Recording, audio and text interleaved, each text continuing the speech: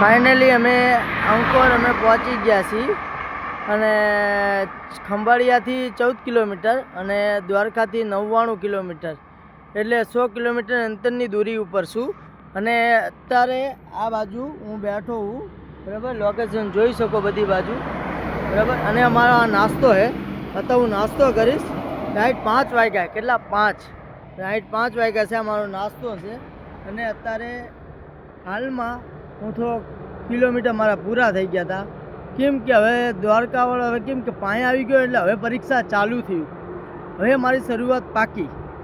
હવે દ્વારકા ક્યારે પહોંચાડી મને નથી ખબર. પહોંચીશ ખરો વહેલા મોડા, થોડીક વાર લાગશે બરાબર. આજની નાઇટ તો હું હાલી ગયો હું બરાબર. હવે 14 કિલોમીટર જે ખંભાળિયા છે, ખંભાળિયાથી દ્વારકા જવાનું હોય બરાબર.